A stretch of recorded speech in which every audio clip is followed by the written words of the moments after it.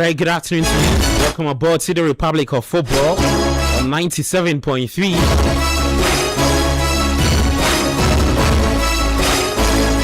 I am Gabby Offer. Show as always interactive 0539986996 0539986996. Well, this is the show where we talk the World Cup and also the European football. The European football is still on break. The World Cup matches are at the quarterfinal stage. Today there's a big game later at 9 p.m. England taking on Norway. We're talking about that, and then we'll look at the two teams that have progressed to the semi-finals. France up against Spain in the first semi-final clash.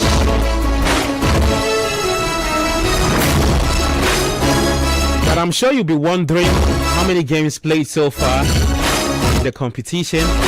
We've done 98 games out of the 104 scheduled games. And this includes the full group stage matches, the round of 32, the round of 16, and the first two quarterfinal matches where we saw France beating Morocco by 2-0, and also Spain beating Belgium yesterday by 2-1.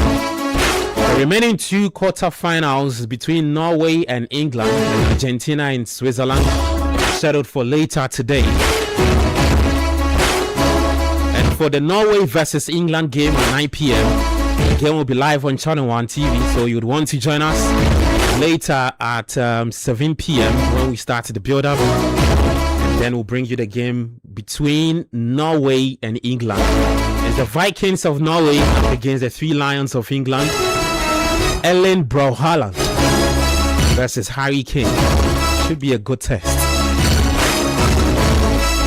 But I'll be taking your predictions. And just like we do at the tail end of the show, we'll activate the phone line. And then we'll take your thoughts as well. You can share with us your prediction, the teams to make it to the final. Really at the business end of the World Cup.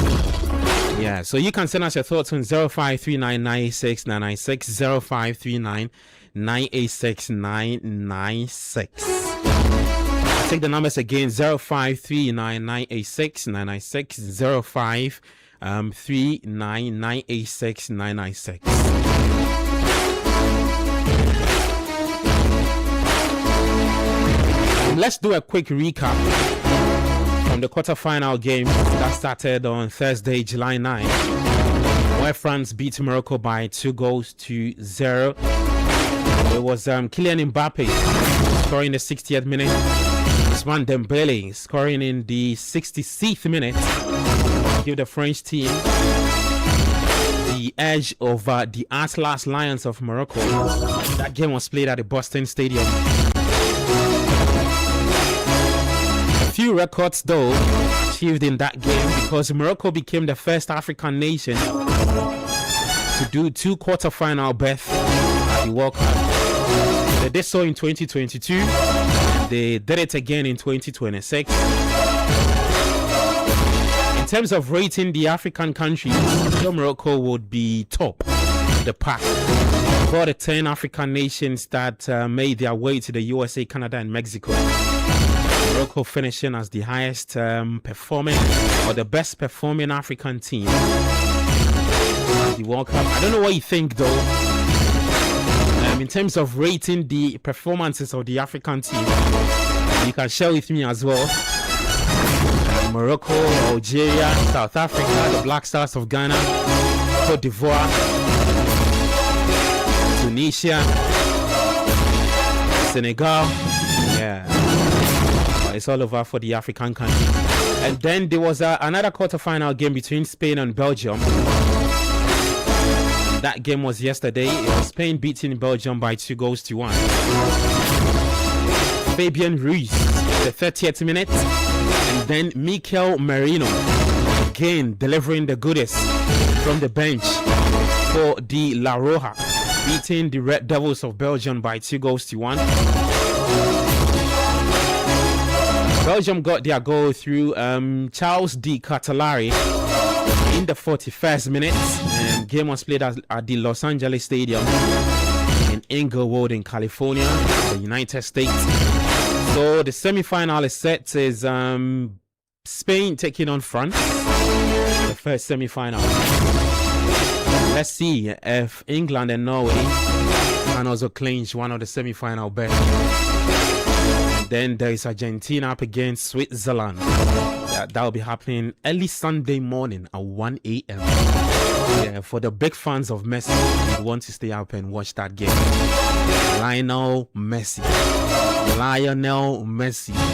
Hey. I'm not sure Ronaldo's fans will be happy, but this is what it is. Yeah, but like I said, the show is always interactive. Let's hear from you. Let's make this fun. Big shouts to our guys on YouTube, who would be doing the watching from there. We are live on Citi Sports, GHA, and also on Citi FM. You can leave your thoughts with us, and also live on Channel 1 TV. Leave your thoughts with us, and we'll be reading. I'll be taking the predictions as well. I've seen the first comment from Bajo. You can do the predictions, get into the numbers. If you want to do goal scorers, it is fine. Let me introduce my guest. I've got Manuel Angelo Kwache in studio with me, rocking his beautiful THB Black Stars jersey. But I mean, Ghana no day inside. Well, no. How are you, Gabby? I'm all right. How are you? I'm good. Good. Yeah, I mean, Ghana hasn't Ghana didn't go as far as we thought they would go, but I'm still proud of the word I'm looking for. Are you saying you're proud of the Black Stars? Not proud of the Black Stars. I'm proud to still be Ghanaian and to you. You're proud to be Ghanaian. Yeah, and I think it was good to see Ghana. See your national team there. Okay. Regardless of everything, I think it was good to see Ghana there. You could see how much not exposure, but like the culture. There's so much culture from so many different countries, and it was good to have Ghana also there participating in that. Yeah, interesting. We have a big game today, but we'll get into that game a bit later. I want us to do a recap of the two games that have taken place in the quarterfinals. The first one was between France and Morocco. France beating Morocco by 2-0. Kylian Mbappe again leading the charges, delivering a good for Didier Deschamps' side. They made progression to the semi-finals. It is just a repetition of the scoreline, just like we saw in 2018 when its two sides met in the semi-finals. Again, France beating Morocco. Was it Theo or Lucas Hernandez who scored? One of the Hernandez. I think it was Theo, more like it was Theo Hernandez. Theo Hernandez, who scored a goal. But Kwachi, let's start off from there. Let's start off from the France-Morocco game. Your thoughts, France progressing. So what it means for France in the last 3 editions of the World Cup is that they have done final. Won it final and then semi-final. Another semi-final. Yes. So they've made the semis in these all 3 tournaments. Yeah. Talk to me about what they're doing. I'm impressed. I look at the France team, and on paper, I'd say they probably play the best football in the tournament so far. I think Spain have been also very good with the way they've been controlling games, but I think in all-round general play, the way France have played has probably been the best. And I think it's a reflection of Deschamps himself, because how long he's been there. I don't know whether to say it's a shame that he's leaving. I think this is where Zidane comes in, because he's been wanting that job for a long time since he stepped away from Real Madrid. Mm-hmm. But if you look at what they've been able to do so far in the tournament, and it's consistency in football, because if you go all the way back to Euro 2016 when Portugal won, he made the final with that team with the France team. Yeah. So he's been consistent at tournament football. He's been able to get the best out of them. They don't always necessarily have to play the best football. But I think this tournament in particular, if you look at the front line that they have, I think the way he's been able to balance it has been incredible. Before the tournament, we're having discussions about whether they were going to play with a striker or how they would fit Mbappe, whether he would play off the left like he does at Real Madrid, or how he seems to want to do at Real Madrid, but Vinicius plays there. But if you look at the way he set it up with Mbappe in front and then Doué, Olise, and Dembele. Yeah, I think that's a lot of variety. That's a lot of fluidity. You have a lot of players who can play multiple positions across that front line, and it creates a lot of dynamic when they're attacking going forward. And bar the Paraguay game, maybe I can give credit to Paraguay and how they were able to hold them back, and they were able to keep their defensive shape. But bar the Paraguay game, I think we've seen that they are always going to be able to create, and they're always going to be able to score goals. Dembele got a hat-trick in the final group game. Mbappe has been incredible from the start of the tournament to now. And I think he's personally leading this charge. And if you look at the form that he's been able to produce, it's hard to back against him. France have been actually the highest scoring team at the tournament. They've done 16 goals, followed by Belgium and then Argentina 14 each. People say that the way Deschamps has set up this team, even if you take out Kylian Mbappe, the team will still function without him. Looking at the attacking talents they've got up front. What do you have to say to that? No, I think they need a focal point. Unless he's going to go full Luis Enrique and have to put Dembele up front. So that means that he would actually have to play either Marcus Thuram or Jean-Philippe Mateta up front. Yeah. And they give different options. I think you saw Mateta coming on the last 10 minutes against Morocco. But I think Mateta was also coming on for his physical presence. So in case Morocco were trying to throw balls into the box, he'd be able to defend them as well. So I think that's tactically why he has the other players in the team. But up front, if you look at the form he's been able to produce, and it's not even just at this World Cup, you need to talk about his overall World Cup record. Like every time he scores, I said he's one behind Messi, he's two behind Messi. If he's able to play at another World Cup, he's certainly going to surpass that. And if you look at his form so far in this tournament, the only thing I can give against them, not but that's even looking in the future, is how good Spain have been defensively. Mm-hmm. The only goal they've conceded so far in the tournament was the goal that Belgium scored last night. And that's just going to be a test of how the two of them are going to be able to hold on to, are going to be able to control their styles. I think this is probably going to be one of those, the final before the final, because both teams look very good and it could be a very interesting matchup. I see. Let's see. France up against Spain next in the semi-finals. Just quick word on that.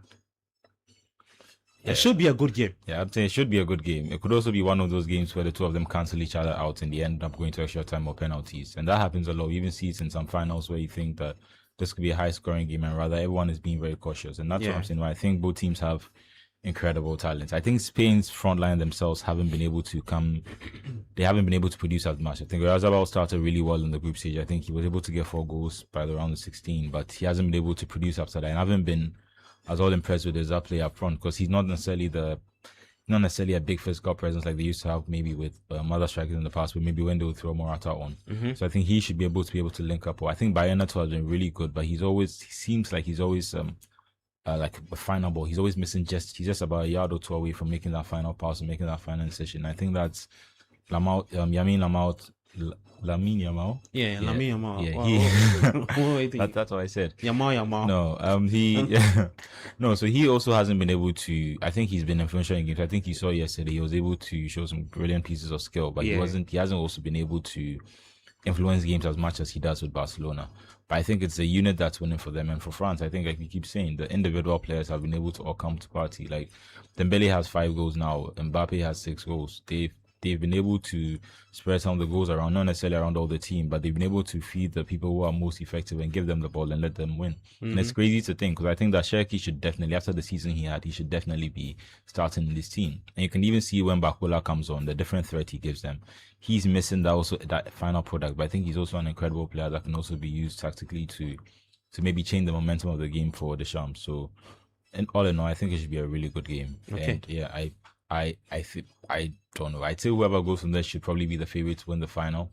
But it could end up being a bit like the Club World Cup final where it doesn't matter. Once you get the team that's better on the day wins it. Okay. But both of those teams have probably been the best teams in the tournament so far.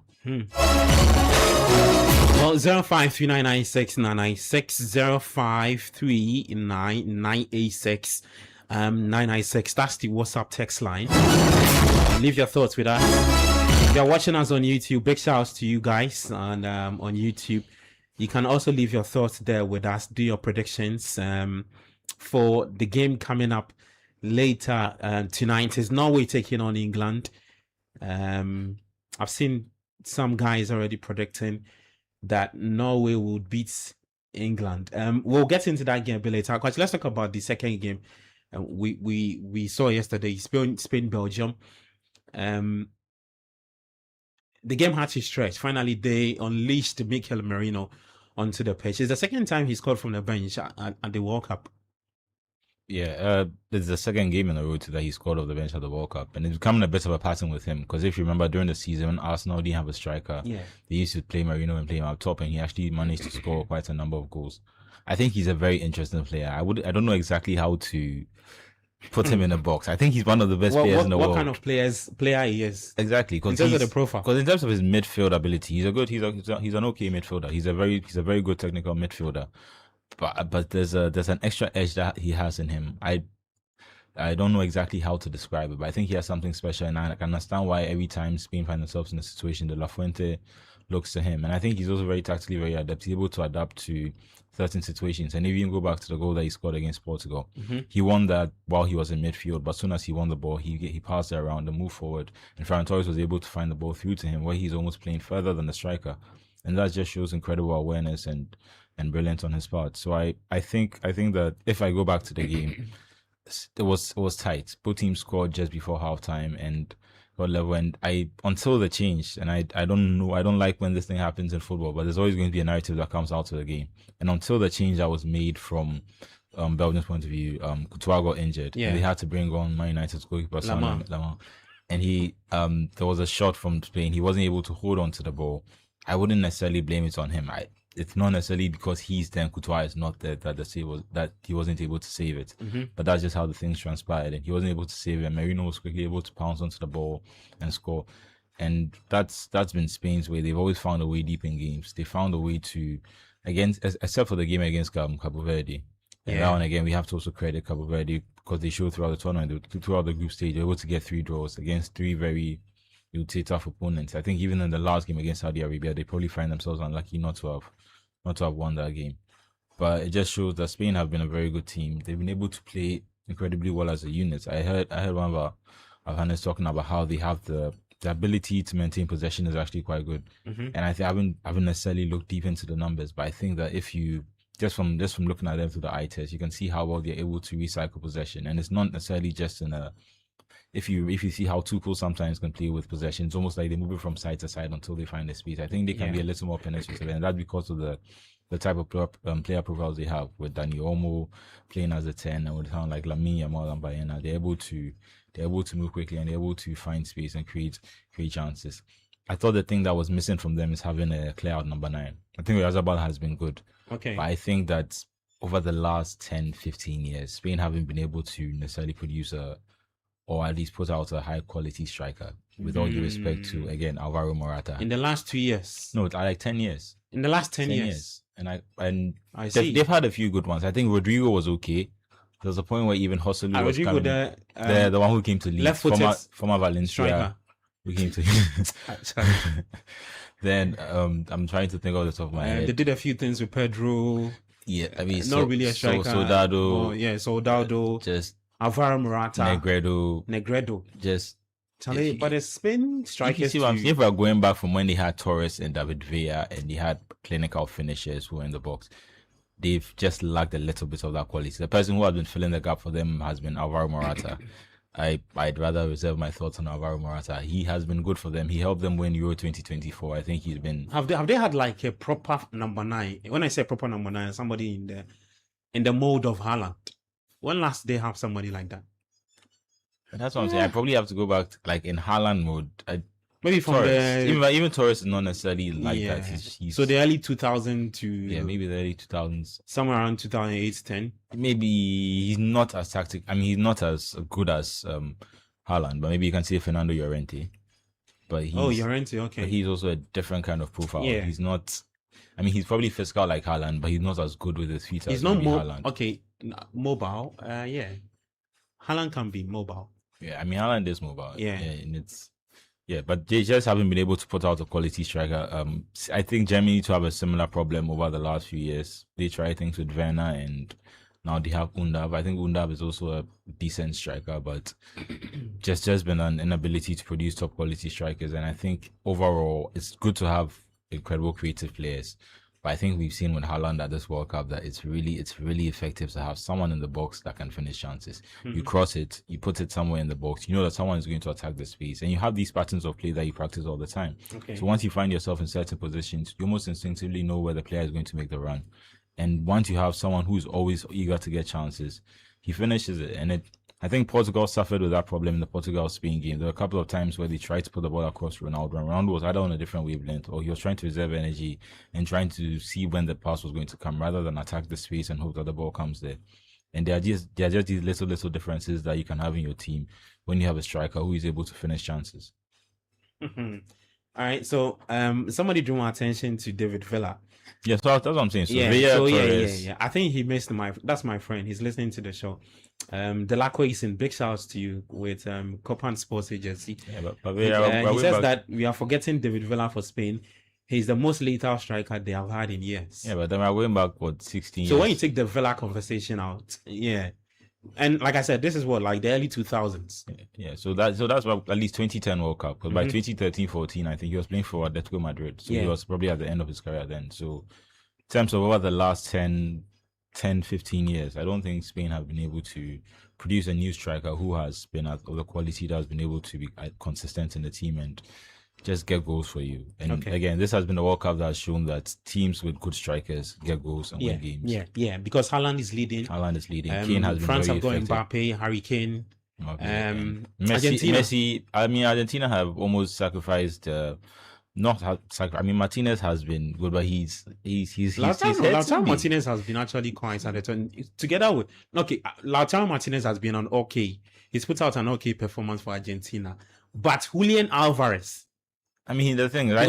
Because all the games that Argentina have played, it's and I stand to be corrected. The formation, it's always with Alvarez and Messi out front, and then sometimes they bring in so they started the tournament with Martinez, and they started with Thiago Almada, then Martinez, and then Messi's drifting on the right, doing whatever he wants when he needs to influence the game. We'll give him the ball.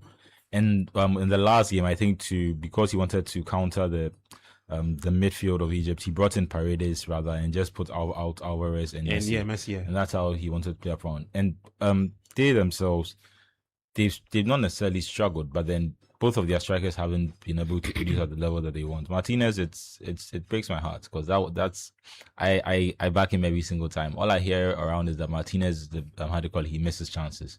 And I get that if you go back to the last World Cup, if you want to create a narrative out of it, it's very suitable to say that Martinez was in during the Saudi Arabia game. They lost, Alvarez came in and they found a difference back and won the tournament. And that seems what people are going with. But I think Martinez himself is actually a very good finisher. He was top scorer in Serie A this season for Inter Milan. They won the league title again. I don't know if it's the national team that he finds stress with. If you remember when he scored during the World Cup, the first goal he scored during the World Cup, he did almost like he was relieving the stress off him, and he hasn't been able to replicate that form that he brought from this season to the World Cup. Alvarez himself, I think he started the tournament slightly injured, and he hasn't been able to get up to speed. But just to go back to the point, even though they haven't been able to produce, they still have been able to find Messi in that system. It's not like when he was playing the false nine system at Barca for Guardiola.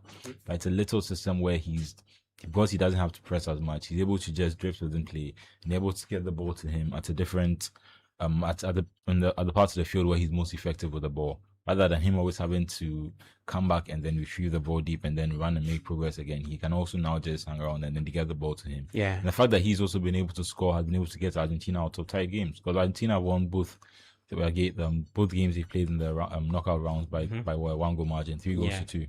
So clearly, having someone who can score for you when you need to, it's also going to be has been very helpful for them so far in the tournament, and it's probably one of the reasons why they're still here. Okay. 0539986 996 996. Let me take some messages. Smiley says, good day guys, let's have a great show. Alonso at work already. Talk a bit about it, please. He's a Chelsea fan, clearly. We should talk about Alonso, who has started work. Hey, yeah, I saw him training with João Pedro and Estevao and the young boys. It's good. Robert Sanchez, those who are not partaking in the World Cup, they are out there. It'll take a while for him to get the full squad, but I think it's good for him to at least get settled. I mean, but you saw a lot of that. Yeah, how many Chelsea players are at the World Cup? Let's see, France. Who have they got? Malo Gusto. Who again? Yeah, I think he. Spain, Marco Correa. I mean, he's not there anymore. He's a Real Madrid player. Okay. So I don't think he'll come back. I've forgotten about him. That transfer happened real quick. So many transfers are just passing even by. Andre Santos to United. I don't know when that transfer happened. Argentina, who have they got? Enzo Fernandez. Another Real Madrid player. I mean, to be confirmed. Yeah, to be confirmed. And who? Norway. There's no Chelsea player with the Norwegian. Jorgensen is not Norwegian. No. Jorgensen is not. He's not. And so that's it. So a large chunk of the players are home. Xabi Alonso will get to No, but then even if they are home, I think they're also going to give a little grace period because England, they were part of the World Cup. James. Levi Cole is home. He didn't go to the World Cup. I mean, but he's recovering from an ACL injury, so yeah. I mean, I still think that even if they're not at the World Cup now, the players who have been will probably get an extended period before they always come back with the squad. So he'll be getting the squad bit by bit. There are probably some players he probably will only get maybe a week before, 2 weeks before the season starts. And maybe it's not ideal, but I think it's also going to give him an idea of the other players in the squad and give him a chance to try out players from the youth team. That was one of the points that Mourinho was making when he went in Real Madrid. He was talking about how he's going to be looking after the Castilla boys and trying to see like just the talent and the players who are around and trying to work with that. And it's interesting to see all these proposed like moves happening and seeing them transpire in real time. Especially Mourinho. Like I did not think I would see him back at a top level club so soon. It's especially if you look at the trajectory of the clubs he was on, from Manchester United to Spurs, and then to Roma, and then I think he went to Turkey to Fenerbahce before he ended up back at Benfica. For him to get a chance to go back to Real Madrid when they've now won 2 seasons without a trophy, I think there's a lot of pressure there, and there's a lot of expectation that's going to be happening. It's interesting to see Mbappe shining so well at the World Cup. I hope he can bring that. I mean, he's always had that form at Real Madrid, but I hope he's able to bring the winning mentality to the club. Okay. Let me take some messages on the YouTube. The guys are predicting the games to come later today. Norway, for tell England Norway today. Okay, that's from Bajo. He says Ismail Ibrahim W39 says England to win by 2-0. Okay, let me see. Rich Laporta says Spain to win against France, Argentina to beat Switzerland, and England to reach the finals. Okay. Norway to win by 3-0. Argentina will play against Norway in the semi-finals. France to play England in the final. Moses with that message. It says, Gabby, please, United transfer news. Are they done with the signing of Atalanta midfielder? Yeah, has that transfer been completed? No. The guy from Atalanta, not yet, right? No. Apparently, actually, they are having issues or complications with that particular transfer. So, there's even a high chance that that transfer will fall through. And not actually even happen. And that's how come Man United are in the conversation, or are reported to be in the hunt for Manu Kone. Okay. Of who's playing in the World Cup. Why they brought in Santos too? And then they brought and yes, there's Santos, and then there's also even this report linking Man United with Joao Gomez of Wolves. Yes. So that's the latest update on their transfer. And actually, I think it's I see it, if it happens that Ederson doesn't go to Man United, I think it's a blessing in disguise for Man United. Because really? How so? I don't see him as a player Man United need. Oh, really? Oh, yeah. I don't see him as a player Man United. What he would offer this team in the field, right? Yes, not because he's not a good player. He's a PM? No. He's an 8 and a 10. He can play as an 8 and a 10. He's not someone that Man United needs at this point in time, because if you want someone to play the 8 and the 10, you have Bruno Fernandes, you have Mason Mount. If you want someone to play a 6 and an 8, you have Kobe Mainoo in there. You have Manuel Ugarte is still on the team. So you still have to consider him. But now that Man United are in line to sign Andre Santos, he can also play as an 8 and a 10. So you need someone who can play as a 6 and an 8. And in that sense, Ederson is not a proper fit. Yeah. And so that's how come Manu Kone comes into the picture. And actually, I would have loved Man United to have sealed that deal a long time ago, because he's a proper defensive midfielder / central midfielder who you can consistently rely on. He has the the speed, he has physicality. We've seen him at the World Cup. Yeah. Everything that he's doing at the World Cup, he's been doing it at AS Roma for the past 2 seasons. And I'm surprised it's taking this long for a team like Man United to focus their attention on getting a player like him. Interesting. Right. So that's the update for you, the United fans. Regarding Atlanta's Ederson to Manchester United. Okay. Ismail Ibrahim says, Chelsea DM for with a laughing emoji. He says, I still don't understand why Messi fans are scared of playing England. Look, whether you like it or not, England will meet Argentina in the semi-finals. Let England take care of Norway today, and then they can think about Messi fans are afraid of playing England. I don't know where that's coming from. Where's that coming from? Messi fans are afraid of playing England. Be there. So take care of Norway today, and then Argentina will also take care of Switzerland early Sunday morning, 1 a.m. Then we can begin to talk about that pairing. For now, you're not in the semis, so you can't talk about it. But that game will be huge. That game will be really. Which one? The England Norway game. No, the England Argentina game. Okay. If it happens, it will be really, really big. I mean, we've had all these geopolitical issues become a big theme at this World Cup. I mean, because of the USA-Iran thing. And we had France play against Senegal, former colonial masters against former colony. We've had Ghana play against England. And I was privy to watch it live, and it was such a big deal when the scoreboard displayed the national lyrics. You had the lyrics of the national anthem being displayed on the scoreboard. And once they go to and help us to resist oppressors' rule, and we're pointing at the England folks and help us to resist oppressors' rule. It was so much fun. You had England take on Ghana. And should Argentina play England, it will be a big deal because of the political issues connecting those two teams, those two nations. Because of the Falkland Wars. There's a collection of islands off the coast of Argentina that is part of the UK, more or less England. Okay. Because they fought a war in 1982. And the British ended up defeating the Argentines, and they took over that particular island.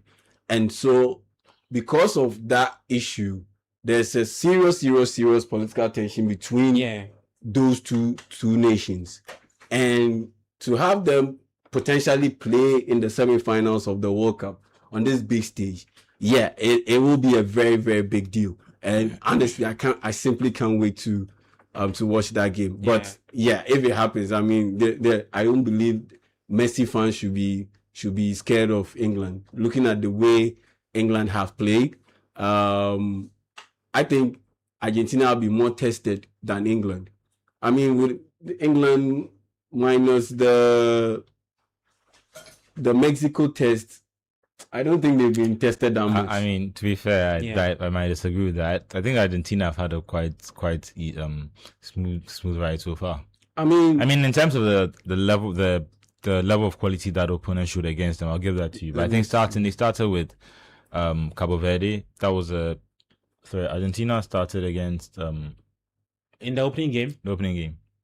Was it Algeria? So they started against Algeria. Then they played They played Jordan. They played Austria. And they played Austria.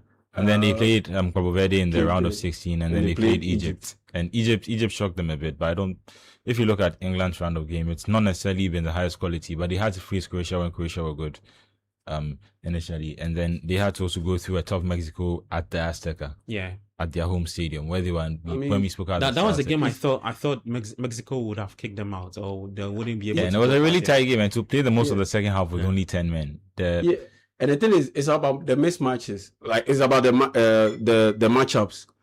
When you pair Croatia and England would never have issues against Croatia. They did in the last World Cup. They did in the last two World Cups. In 2018, Croatia knocked them out. That's when they were at their peak. In the quarterfinals. That's when they were at their peak. But how did they beat them this time around? It was the last Euros. Yeah. They beat them. How did they beat them? It was because they took advantage of they had physicality and athleticism, and that's exactly what happened in this tournament when they played them. First half it was 2-2. Yeah. The second half, when they went into the halftime break, Harry Kane said in his post-game presser that Thomas Tuchel told them to go 1-on-1 and up the tempo. Yeah. And that was the trick. Look at Jude Bellingham's goal that he scored against Croatia. He just ran past his markers and ended up slamming the ball into the net. That was the difference maker. And you had England consistently win all the 50-50-50 challenges because they were superior than the Croats. Yep. In terms of athleticism. And that's what they did. So that game, I honestly don't think they were that troubled much. But you look at Argentina, the stress that they had to go through against Cape Verde, the stress that they had to go through against Egypt, especially in the knockout stage. I mean, in the group stage, you have another chance to be able to more or less rectify your mistakes. Yeah. But knockout stage, the stakes are higher, and you have zero chance of rectifying your mistake if you do make a mistake and you end up getting kicked out. So in that sense, that's why I would peg Argentina's run a little bit higher than England, because England is because of the Mexico game. Yeah. It's because of the Mexico game, and I don't think they would have had an issue dealing with Mexico had Jaraquansa not gotten himself sent off. Yeah. That would have been a little bit more straightforward a win for England. But the fact that Jaraquansa got himself red carded, and yes, they had to play with 10 men for about 40 minutes. Yeah. That's what made it a little bit difficult. But outside that, I would pick Argentina's test over slightly over England. And again, it's all about the matchups. When I see this matchup between Argentina and England, I see Argentina beating them, because you are not out-muscling this Argentine midfield. If you are Jude Bellingham, you are not outworking them. No, maybe outpacing them. Yes, I'll give it to you. But out-muscling them, outworking them, no, I don't see it happening. Okay. Well, let's talk about the game itself later today. England. Okay, no, before that, right, guys, just this starts around the World Cup. So far the game's played. I just want to take quick thoughts on what you guys make about. So we've played 98 games so far. As at yesterday, 104 games for this year's World Cup. The goal scored, we've done 285. So what it means is that the tournament has been a higher scoring one, averaging roughly, let's say, 2.9 plus goals per game. Citi, let me start off with you on that. What do you make about the quality of play so far you've seen? The goals that you've seen, right? It's a lot. The group stage actually felt like eternity. And the knockout stages, I felt like they've gone by very quickly. Because at a point I was like, when would the group stage games finish? It felt I don't know how you guys felt about it, but I think we have to get used to it, because the next tournament, you say it's only the 2038, right? They are reviewing it. No, but as it stands now, they are looking at not even considering it again. Oh, really? Yeah. Okay, you will talk about that. Just talk to me about what you made about the games, like what I've said, the group stage up onto the quarterfinals. Look, Gabi, the teams are many. Number one. 48 a dozen. Yeah, so I can say confidently that to people who have even covered this tournament, if you give them the space of 60 seconds to mention all 48 teams, they will forget. You miss one. I see y'all try. I see y'all trying. 60 seconds. Yeah, 60 seconds. All 48 teams. I think I'll miss one or two. Off head. Off head. You miss. You realize something with, and it's not a thing that just run with us. And it's mainly because of the Asian teams. Yeah. When you're listening to because Africa, I can mention all 10. You know, with the South Americans, the usual suspects qualify. Yeah. So I can mention it. And then, I think, yes, Europe too, the same thing. Yeah. Yes, Europe, I might miss one. Uzbekistan, Jordan. Jordan is Asia. Asia, yeah. But Uzbekistan is also Asia. Yes. So Uzbekistan, Asia, Jordan, Asia. Then maybe the CONCACAF. Maybe Panama, Haiti. Haiti. I don't even remember Haiti for what exactly did they do? So Haiti, for instance, I might miss out on it. And yeah, like I said, the Asian countries, Jordan, Uzbekistan, but Europe, maybe you might miss Austria. I miss Czech. No, Czech. I'll miss Czech. Check. I might miss out on Austria. Yes, I might miss out on Austria. So you see. So the thing I realized with like you said, the covering of the tournament, and it's not just with us, is that a lot of the pundits and reporters, when they are trying to remember a certain game that happened in the group stage, they struggle a bit because it's either so they, like y'all said, they would remember, Argentina played who. You get it, because like there's a lot. You've watched a lot, so you have to either reread or watch the game again to remember that Argentina played somebody else to get to this. Still don't remember who else England played in the round of 16 now. Round of 16. Who did they play? Round of 16 was their last game, Mexico. No, they played Mexico in the round of 32. 32, yeah. No. Round of 16. Round of 16 was the Mexico game was round of 16. Yeah. So the round of 32. Round of 32 played the third place team. Yeah, that's the round of 32. Congo. DR Congo, yeah. So they beat DR Congo, yes. It was Mexico was round of 16. Round of 16. No, Mexico was round of 32. No.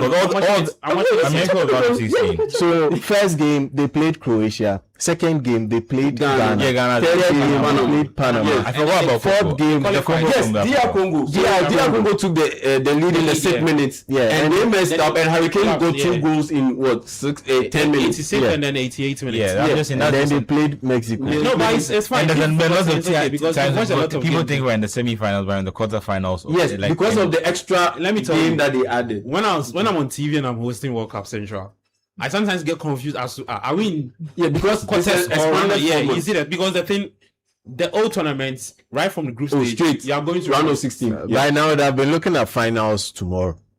Everywhere to and be then there, everybody goes. But there's another week more. But I said you just talked to me about that. A lot of goals seen, 89 goals. Yeah, and that's the most so far. It's because of the number of teams also, and I would like to add this. Look, generally the quality of play has been more impressive than I thought it would have been. True. A lot goes down to a lot of the technical stuff being put in there. This is the first time for me.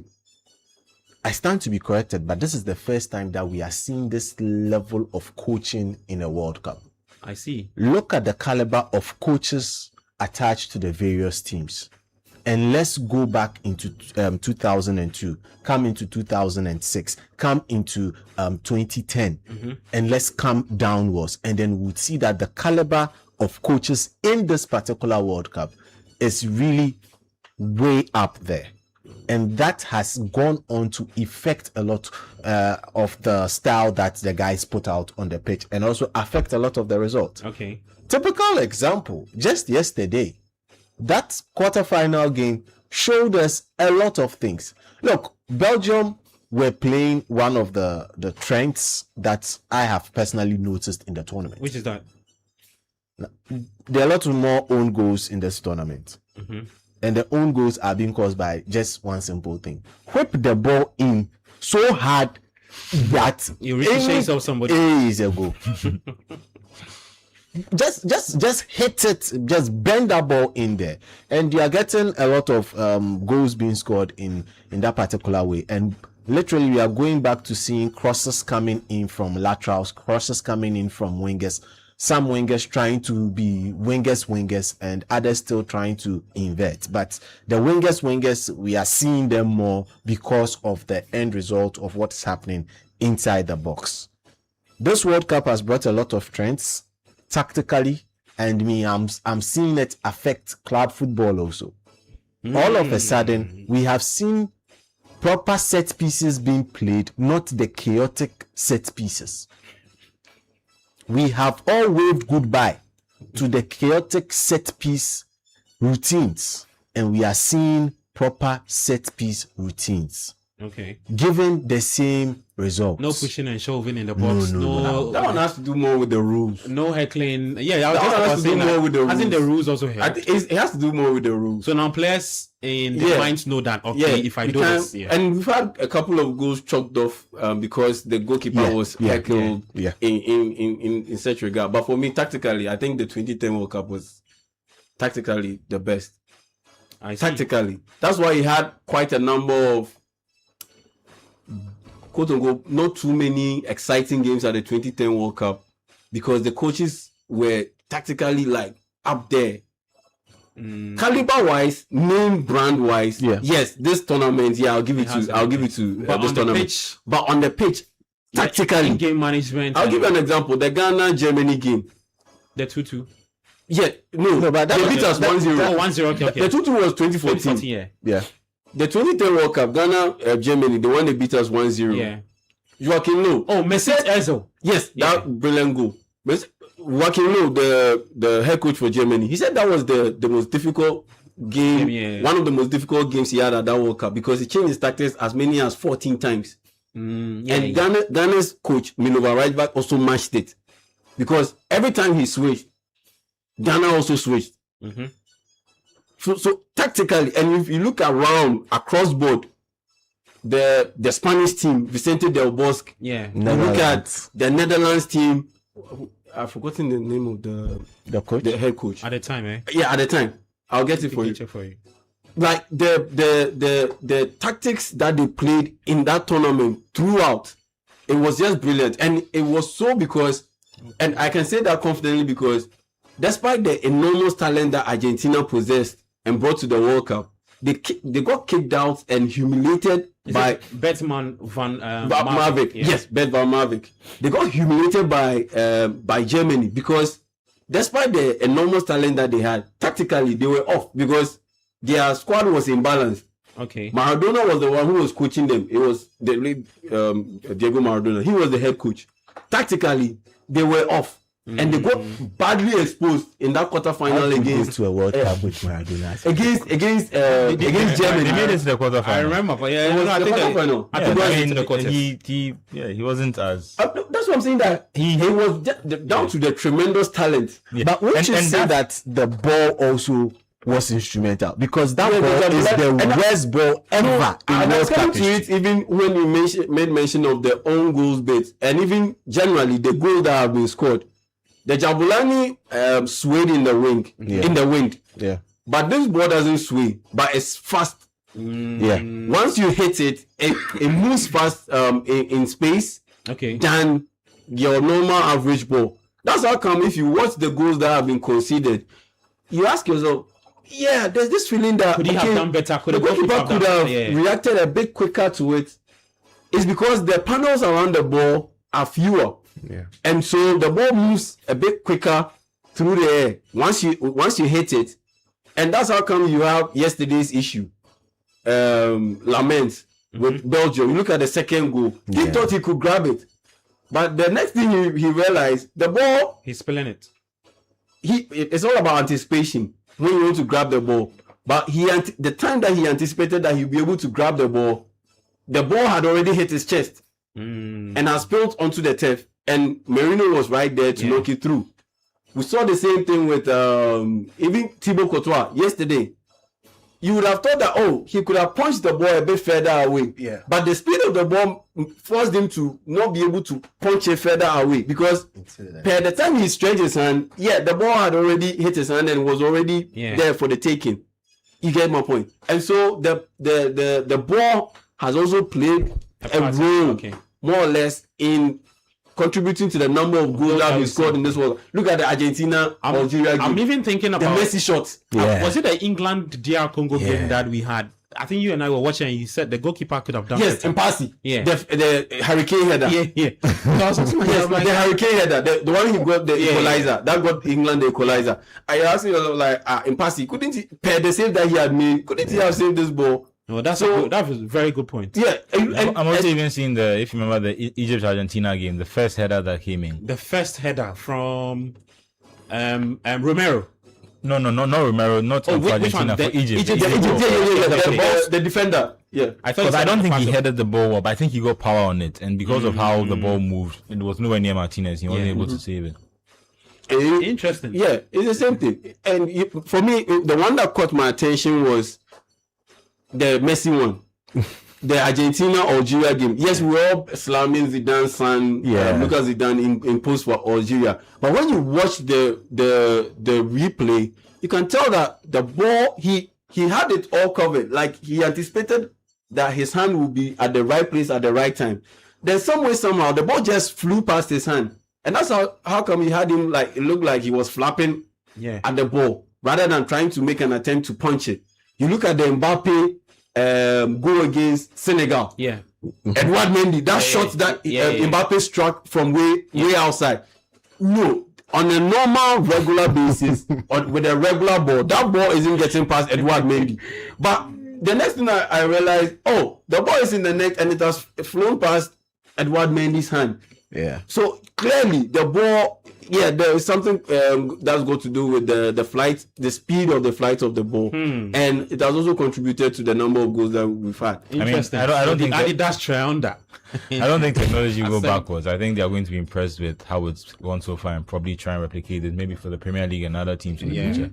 But I think when I'm surprised if we see it in when Said was speaking, there were two trends that I also noticed that I've noticed during the World Cup, and I think with Yao's point, I think when you said 2010 was better tactically, I would put forth an argument where I would say the quality of players in 2010 were much better. I think then you probably had more seasoned. That could also, I think you had more seasoned international managers. Yeah. What I also see now is a reverse trend where there are lots of Premier League managers, and I think it's also some of it has and a lot of first timers too. Yeah, some of that has to do with the nature of club football. I think that it become very demanding, and if we're being honest, it's not possible for all these teams to have a successful season. Because as soon as an English team wins the Premier League, it means Bayern have had a bad season. PSG have had a bad season. It means either Real Madrid or Barcelona. You mean the Champions League? Yeah, that's what I'm saying, the Champions League. So if I say let's say Chelsea win the Champions League, it means PSG haven't had a good season because they weren't able to. If they just won the league, they always win the league. Bayern probably haven't had a good season then. Probably means that either Real Madrid or Barcelona, if they are not able to win the league, they haven't had a good season. There's a lot of pressure on club managers now. You see a lot of trend where club managers are now being the ones that are being brought in to manage international football. Even with the news that came this week that Jurgen Klopp might be going back to go and coach Germany. Yeah, that was confirmed, right? Yesterday. Fabrizio, yeah. Well, so Fabrizio tweeting, but official confirmation hasn't come out yet. But all these... And it has to be official because we saw what happened with the Ghana Carlos Torres issue. It has to be official. That's what I'm saying. It's part of the graphic. Anytime they are talking about managers who have left their post, his name is still there. Who, Fabrizio? No. Carlos. I think the Carlos thing is a technicality. I think he's not going to be extended beyond when his contract expires. The only thing is he has not yet been let out of his job. So technically, he's not going to be Ghana manager anymore. He has 1 month left on his contract. And he'll chop his money. Nobody wants to resolve it. Which game is he going to play? But he's not going. Which game is he going to play? Until the FA comes in and says we have terminated. Isn't Keir Starmer still the prime minister of the UK? He's out of the he is. Keir Starmer is still But the people there, he said he has resigned, but he's still there. knew that in August there's no national team assignment there. So so he will shop his money. He will go when the time is right, and then after that, the news will be confirmed. But you see, it's a lot with now club managers, and you've seen even with Germany, their trend has gone from Hansi Flick, even though he started with the national team, but it's gone from Hansi Flick to Nagelsmann, and now it's gone to Klopp. And you see a lot of these people bringing in the people who are supposed to be good at tournament style football. I think that's where Ancelotti will be slightly disappointed with how they ended up in Brazil. But they brought in a lot of managers who are supposed to have the experience of winning these types of tournaments. And I think you've seen that a lot with Tuchel. I think I don't remember who said, one of the players was saying, I think it was Aspilicueta, I can't confirm the quote, but he was saying that Tuchel doesn't coach defending. And I think if you look at the way they've been able to go through the tournament so far, they've been reliant on winning the games in moments, and stacking the players up, getting the team right tactically, and then getting big players to win in moments. Even looking to the Norway game, I was thinking that maybe he would have an argument to maybe play Morgan Rogers. Because if he plays Bellingham in midfield, if he's going up against, if they play against Argentina, if they make it through and play against Argentina, because if he's going up against the midfield that Argentina have, I think they would struggle with them. Rodgers will be able to provide maybe a bit more aggression off the ball. But then if you look at Bellingham, one thing I was surprised that based on his form, him and Foden, if Foden was left out, I didn't know how Bellingham was also making it into the team. I thought maybe Morgan Gibbs-White or Cole Palmer, who probably had better productive seasons. But one thing I'll say about Bellingham is he's a big game player, and he has a mentality for playing in these big games. And even though even defensively, you saw it in the Mexico game, maybe he's not always going to be the most he presses well, but he's not always going to be the most aggressive when it comes to trying to get the ball back. Yeah. I think he also has a special thing that he brings when he's on the attacking team. But I just think that just going back to the point, I think that if you notice the switch in the coach, I think there were better coaches better players back in 2010, and maybe the quality of managers maybe not necessarily better now, but I think you have a more variety and you have more experienced league coaches who are now coming into club management and bringing some of these styles of football and you also have players who are coming in with things like, see how Rice has become the substitute taker for England now, and that's clearly from all the work that has been done on Arsenal on him, and they're also trying to incorporate that. So you'll see a lot of players bringing a lot of different ideas from different ways that they've also been used by managers, and most you see with some of the managers incorporating that, and it just brought a better product. I don't know if the quality necessarily is up, but it's also brought a better product.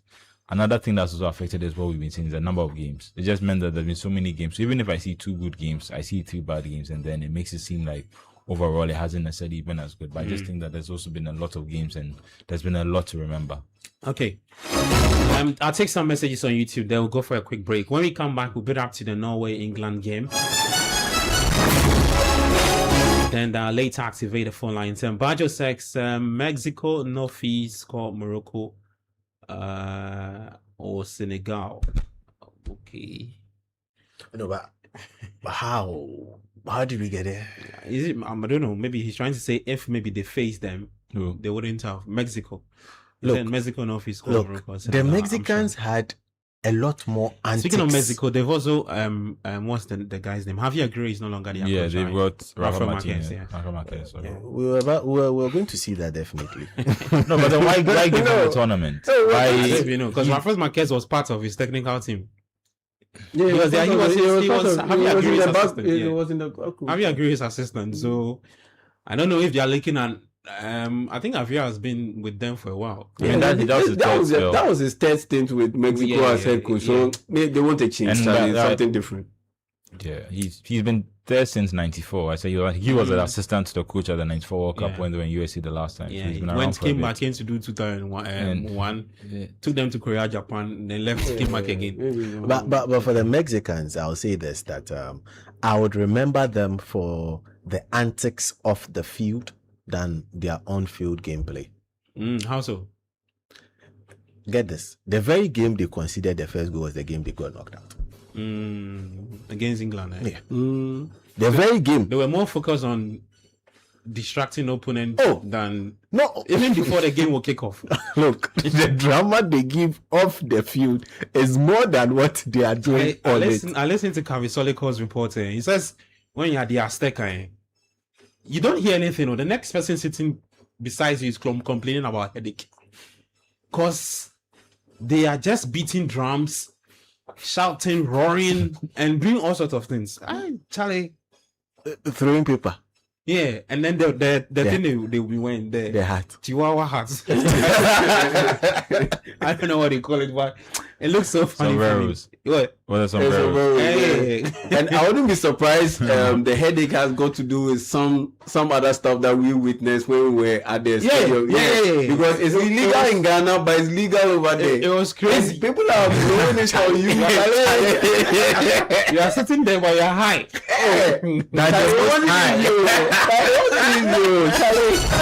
It's illegal over here. It's illegal over here, but then it was legal. Charlie, we are watching the game and the smoke. Because he has brought it down. Let me just share a quick story, right? So, I was sitting in the midst of the Croatians, where my ticket number took me, just right in the middle of the Croatians. On your left is where the Black Stars is, but it didn't take me there. Yeah. And then on your right is where the Croatians are, and I was just planted right in the middle. Bro, The things they are doing, they are not watching the game.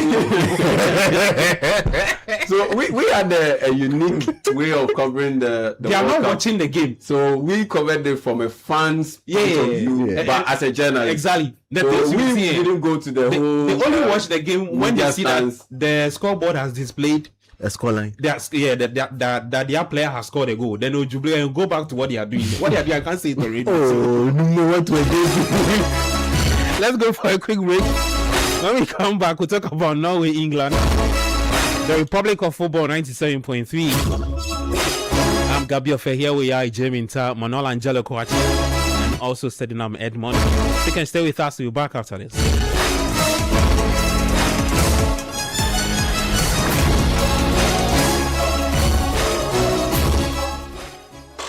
Citi 97.3.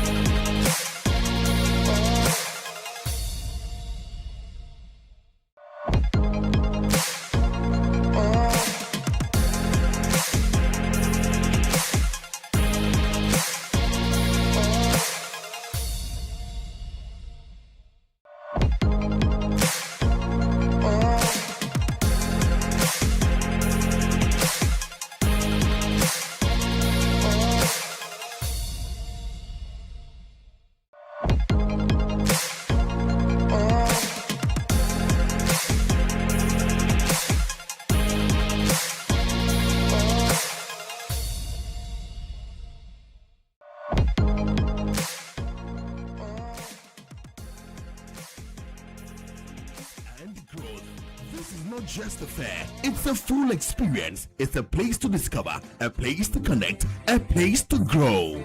This is your chance to engage with Ghana's most exciting SMEs, startups, and homegrown brands all in one vibrant space. Dates Saturday 25th and Sunday 26th July 2026. Venue Jubilee Park, Tamale. Time 9 a.m. to 6 p.m. daily. Are you ready to showcase your business to the nation and beyond? Call 0205 973-973 now and secure your spot. Don't sit on the sidelines. Be part of the energy. Be part of the story. The Northern Business Fair 2026 is powered by Channel 1 TV with support from Citi FM, and it's proudly sponsored by EcoBank, the National Petroleum Authority, and the Ghana Export Promotion Authority.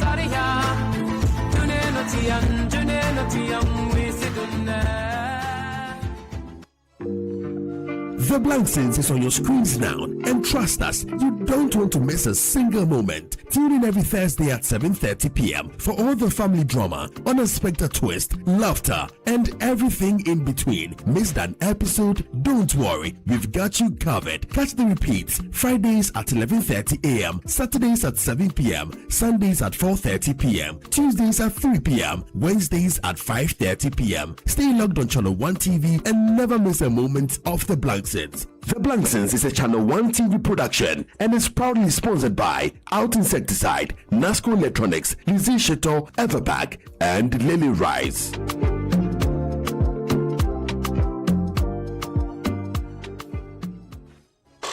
Citi 97.3. Accra.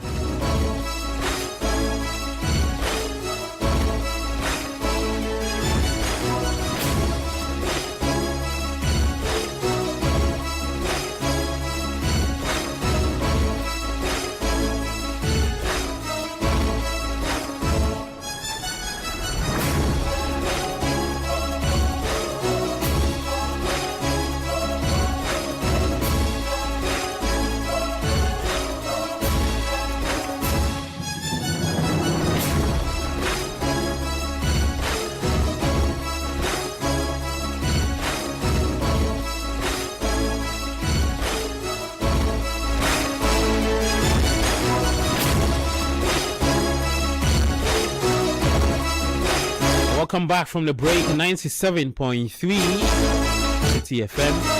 I'm Gabi Afra. 05399696. Talking some World Cup right here on the Republic of Football. I'm sure when the World Cup is done, that's when people would begin to start asking about club football. Yeah.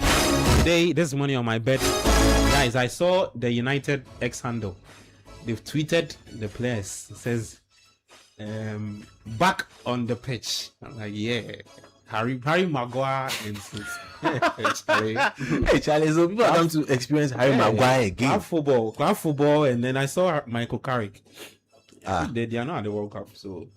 No, but okay. On club football side, United have yanked off all the grass off their turf. The vitality is getting an upgrade, huge upgrade for European football. Those are some of the things. We will not talk about the managerial. Vitality is getting an upgrade. Yeah. Okay. They've taken off a lot of the stands, trying to enhance the fan experience there. And we are here. We have Accra Sports Stadium. And Babayara, the pitch is. So when they were, let me tell you what I saw with the United one and the Vitality one. When they were taking off the grass, it was not humanly done. That's all I'll say. Okay. Oh yeah, that issue is not. Is the reason why people reacted to the National Sports Authority bit was that it was being done manually. Yeah. On such a big surface area. The question that immediately popped up in my mind was, when are you going to finish? Dabenda will be real. Dabenda for you to finish and have the grass grow and get cuts. The league is also starting in September. Yeah, and get cut to a certain level that is even. And knowing very well that per the National Sports Authority Director General, this process or this exercise will be repeated or will be replicated in the other stadia. So you ask yourself, when is it going to collectively end for it to be properly mowed and inspected? And then the undulation check. Yeah, because I was just about saying that these are some of the reasons why you have the surface undulated. Because sitting using what pitchfork. You're not going to get it. You're not going to get an even surface. You get you pick one part so deep to the extent that you leave it deep like that, and then when the grass grows, it leaves it undulating. Yeah. And then when the football is they pass the ball, Gideon Mensah pass the ball, the ball is bouncing. It began with you have different people doing it different ways. She went closer to the Boston Stadium pitch. Charlie, stop. With a joke, Ghana with a joke. Do you know how the millions FIFA invested in pitches for this tournament, and it got so many positive reviews that even NFL players are pissed with their league because their league.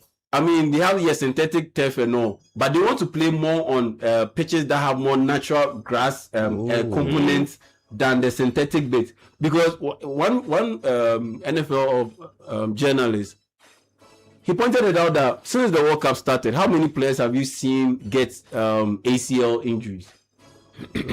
How many players have you seen? One. So far, I think it's Amadou Nana. Yeah, only him. The rest have been hamstring. How many players have you seen them get ACL injuries? But look at the NFL. I know it's a collision sport, but especially the player that play the wide receiver sport, the wide receiver position, constantly, because they are always running around and making sharp turns. It puts a lot of pressure on your ankles. The next thing you know, they are getting ACL tears, and your knees. Yeah, the next thing you know, they are getting ACL tears. And a lot of them blame the pitch, especially the MetLife Stadium in New York. Yeah. A lot of them. There's a theory. Even you look at the sample size of players who have suffered ACL injuries playing on the MetLife Stadium surface. It gives you solid reason to believe that, yes, indeed, playing on such surfaces, it increases the chances of you getting injured. And that's why I support Dr. Godfred Akoto's call that whole Bring it down. Artificial, Bring the whole stadium down. turf, Simple. and making it a big deal wholesale thing. It is unnecessary, and it has really hampered the development of our players, especially young players, because it increases the chances of you getting injured. And there's proper evidence to show. If you want evidence to see, check the NFL and look at the number of players who suffer ACL tears while playing on surfaces that have more synthetic components than natural grass, and just oppose it with surfaces that have the opposite in terms of composition. It is evident, it is clear. So why people will sit, draft, and implement such a policy, it beats my imagination. One day I'll share my experience of playing The day on a synthetic surface Even the under heat- the sun. Even the in heat this alone, country. it will kill you. Oh God. Even the heat alone. I think I've experienced it before. No. You feel the heat in between passing through your toes Passing. into and cooking your legs. Bosu, it's like there's a hot tub that you have been sunk into, and we are Like you're walking on hot tiles. You're like walking on hot tiles. You know the painful thing about the actual terms I've realized what we do here. Beneath it is actually concrete. concrete and gravel. That's the worst part. Meanwhile, others they lay proper surface with sand base, and they pound it and make it compact Carpets. before the thing is laid.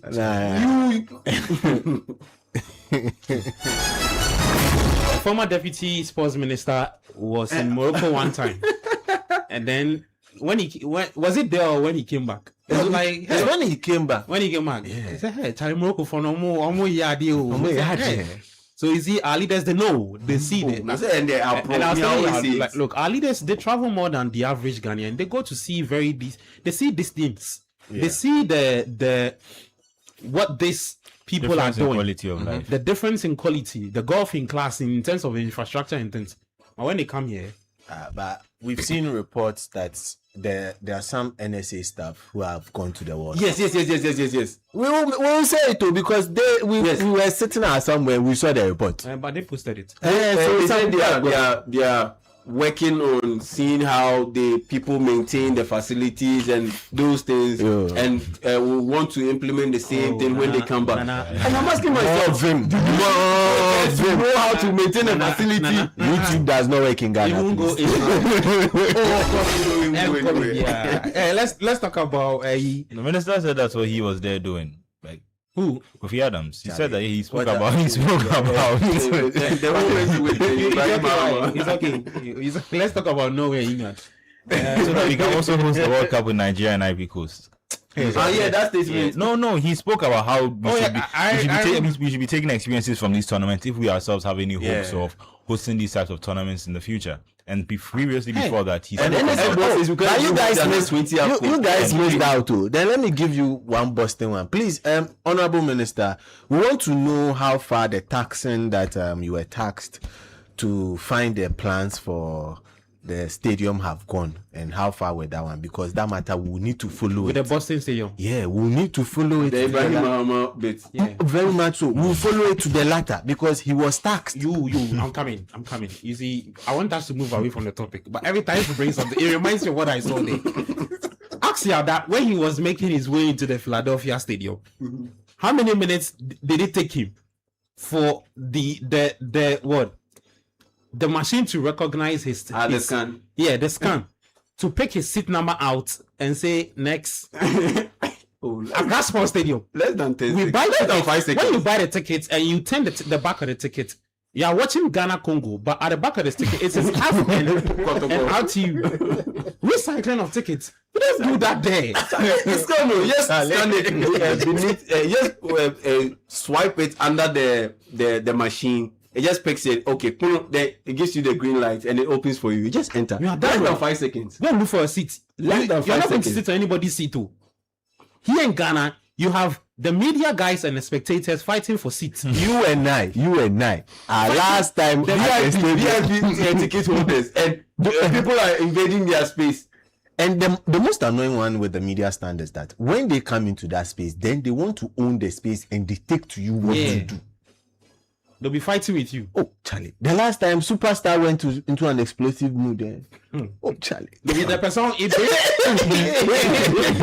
person, he can't with woman. Oh. The woman thing journalist. Yeah. Hey, Charlie. We know him. We know where he did. Let's talk about England. Oh, yeah. Let's do England. Because if you allow me, let me read this message. Naomi from Bowie says, a win for England. Okay. Benjamin Kwame Azosu from Adentan says, good afternoon. Is it the fact that Mikel Merino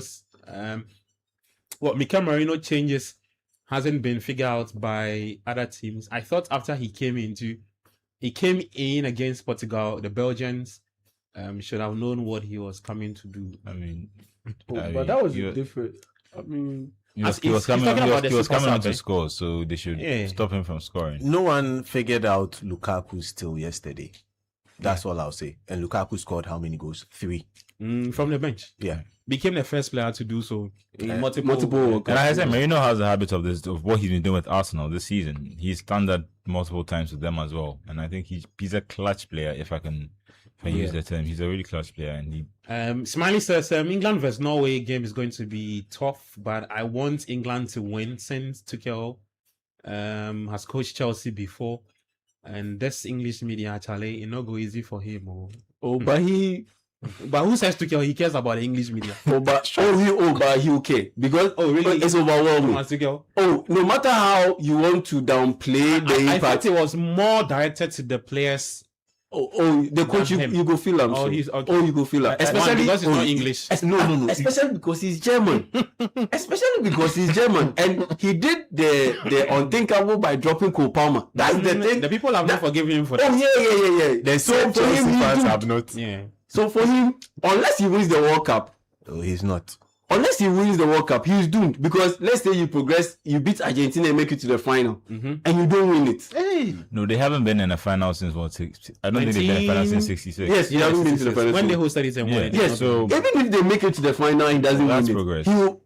Huge progress. But Southgate's made progress. But they still slammed him. Yes, back-to-back Euro finals. They still slammed him. Yeah. And he's English. And he has been knighted by the royal family. You said that one self cry. That one cry. Look at how he was treated. And you, a German. Let's talk about the Three Lions. They're up against the Vikings of Norway. So let me start off with you. It should be a really good game. Tasty. It should be a really good game. Can they go past Norway? This is going to be their most difficult test yet. If playing at the Azteca in that altitude was anything challenging, they should double that in this game. You're going to be coming up against a side that's fine. Haaland is the arrowhead, but there's more to the Norwegian team than Haaland. There's more to the Norwegian team than Haaland. For me, they are kryptonites. The man who really keeps everything together for them. He's on the bench and not on the pitch. He's on the bench and not on the pitch. Who is that? Certainly their coach. Okay.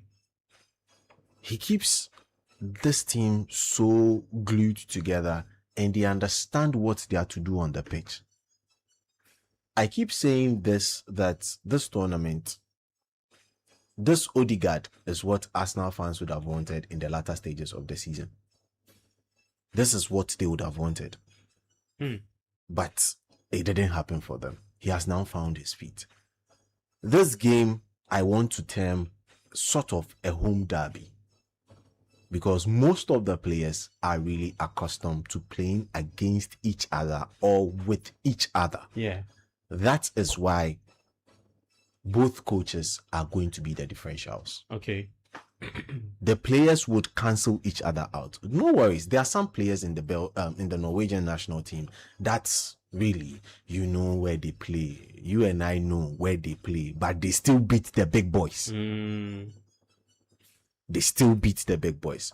Tactically, look, England might sort of be at a disadvantage because of the number of yellow cards they have accrued to certain players. Some key players are on that list. Yeah. And this is tournament football. This is the knockout stage. You are torn between a rock and a hard place. Do I go out and play like the way I play, or do I get extremely cautious? Getting extremely cautious affects your delivery on the pitch. Mark Gay is one of such players, and he is actually going to be key here in stopping Erling Haaland. He has even an injury issue. But I strongly I think believe. we see Konsa down Ben then. Now, okay. So let If me that ask makes you sense. this. No, Damben would, in this Tuchel system, play as a left back. You can go with Chaloba and then Konsa. So let's put it out there. Would you want Konsa is being suspended. makes Konsa it is suspended too. Oh no, he has one. Kwanzaa. Yeah, Oh. Yeah, okay. Ja- Because Kwanzaa, no, Yeah. not Konsa. Yeah. Kwanzaa is his appeal did not go through Keir Starmer, so it was not considered. now, okay. Let me stick to this matter because it takes me back to something that y'all so said yesterday. just a But quick one. let me stick to this matter. The news, team news, Gehi and Rice are both fitness doubt. Yeah. After missing training this week. I think it would be great if Damben plays because you want to match Erling Haaland's physicality. Damben is way bigger than Erling Haaland. He's 6'7". The big man. He's really, It really also big. means he's much slower than Haaland. Yeah, and he's also 6'7", slower yeah. than Haaland. Yeah, so they But- can cancel each other out. and that's why and that's why you need your centre back partner to be the one to be able to deal with the pace bit and to be able to cover the spatial defending and be the one to defend in the spaces. And you have Dan Ben defending one on one or man to man. So that's how you have to mix it, because if you are down by as many as possibly 3 defenders, central defensive options, that's how you are going to play. Damben was immense in that game against Mexico because Mexico technically they didn't have too many technical players to go through the middle and beat England through the middle. Yeah. So they had to consistently be swinging in crosses, and Damben was ever present to be able to head them out. Now you have a situation where Kwanzaa is out, Konsa and John Stones injury issues or injury doubts. They might play, they might not play. So it will fall on Magehi and Dan Ben. And Gehi has, the full speed to keep up with Erling Haaland. But he's not fully fit. But even he is not fully fit. So yeah, a lot will depend on what Dan Ben is able to do. I mean, consistently roughing Erling Haaland up a little bit, so that Magehi can be able to close down the spaces a little bit and be able to defend the threats that he possesses. Okay. But quickly, what if Soloth and Haaland start? That presents a whole different ball. They always start. They've been They always starting. start. But So in this Solomon case, and Nusa. in this case, putting more pressure on an ill defense of the English. Because then what's going to happen if Gehi is half fit and he's going to play? That means he's already on a yellow card and he's going to miss the next game. Because he's part of that 4. Which is very crucial. Exactly. So should they make the next round, then that yellow card comes into play. And already Kwanzaa is out. And Konsa could also join that list. So for me, how the English manage to marshal a defense is what's, for me, important in this game. Okay. And I think too much attention may be given to Haaland, and Soloth might be forgotten. Or even Nusa will just grab the headlines himself. Exactly. There's so much quality in this Norwegian side. Look, for me... And they are very honest, you mean too. But I just wish they won't underestimate Soloth.